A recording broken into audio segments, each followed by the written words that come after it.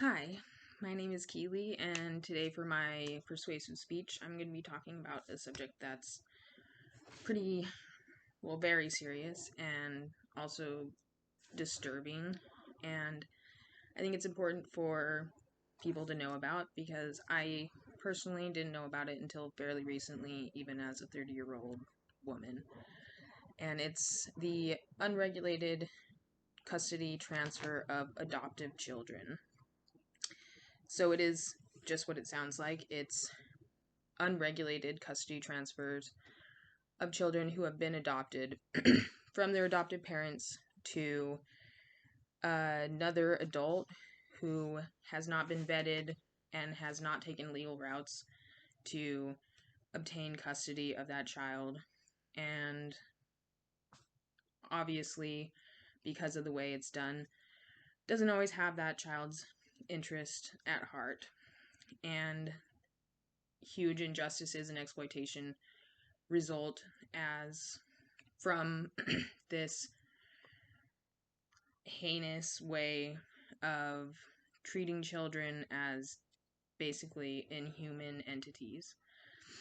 The common vernacular used amongst people who engage in this exploitation of children is rehoming, which is commonly associated with pets and animals. And one of the main first things we can all do is to reject this terminology. It's dehumanizes the children who are involved in this system of unregulated custody transfers and this system of exploitation. And that's one of the first steps that is outlined by entities who advocate for the well-being and regulation of custody transfers and custody in general of children who are at the mercy of the welfare system and don't have advocates or families who are biologically granted custody and naturally have custody of these children. So that's one step that's important initially to take, is rejecting that terminology.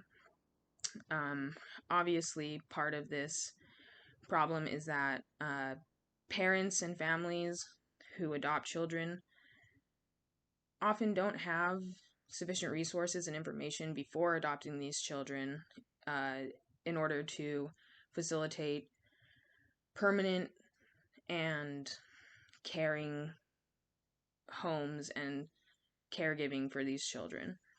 Having sufficient information about the children and what it entails to adopt a child is essential in providing a permanent, safe home for these kids.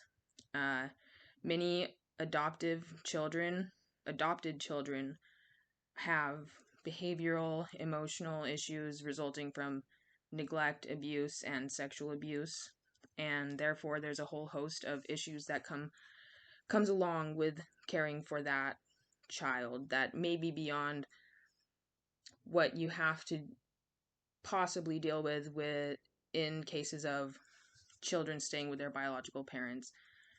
Of course, there are kids who are with their natural biological families and still deal with those issues, but it's much more prevalent among children who have been through the welfare system, been through foster care, and even many of these children are adopted from international adoption agencies. So being from a foreign country has its own whole host of issues as far as cultural and language differences and just the general process of education and preparation for adopting these children is grossly insufficient. So that's a major issue. Post-adoption, there needs to be more support for families and these children as far as, therapy, uh, counseling, monetary support, all different aspects of, providing a healthy, permanent home for these children. That's another aspect. And another major thing, because there are some states that facilitate legal bounds and repercussions for this unregulated custody transfer. Part of the problem is actual reporting of these instances. It's mostly done through online forums, and there's even in-person, basically like auctions for kids for prospective adoptive parents to view and analyze kids as far as what they're looking for to adopt. And I say adopt because it's usually done through just power of attorney, and whatever legal means are the bare minimum for these parents to put these kids in school and provide, really mostly for themselves, to have custody of these kids. It's really not in the best interest of the kids ever. And so because it's largely done on online forums, part of the problem is just the reporting and actually identifying when these cases are happening. So that's why knowing about it and being aware of this issue is a pivotal aspect of minimizing, reducing, and eliminating this problem.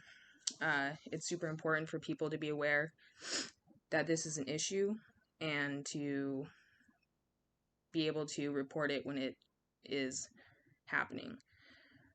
See something, say something. So because this is such an issue in the United States, I think it's super important for all of us to be aware that it's happening, change the terminology that we use when we are speaking about it, and, do what we can as far as advocating legislation, and then just being aware. And when we see something online, it happens in Facebook groups and various online forums. When you see something related to a child that seems like it could be exploitation, unsafe, it's important to say something. Many of these kids are sexually assaulted by their new adoptive parents who obtain custody of them through illegal sources, because often they don't have the best interests of that child at heart. So being aware, being conscious of the way we talk about it, and just taking action and protecting one of the most vulnerable populations, children, and especially children who don't have families, don't have advocates. And I think it's really important to our society to try and really eliminate this issue. It should not be a thing that a child is treated like an inhuman entity that is used for, self-validation, or at worst, sexual exploitation or neglect. And we can all be aware and do our part in protecting vulnerable children. Thank you for listening.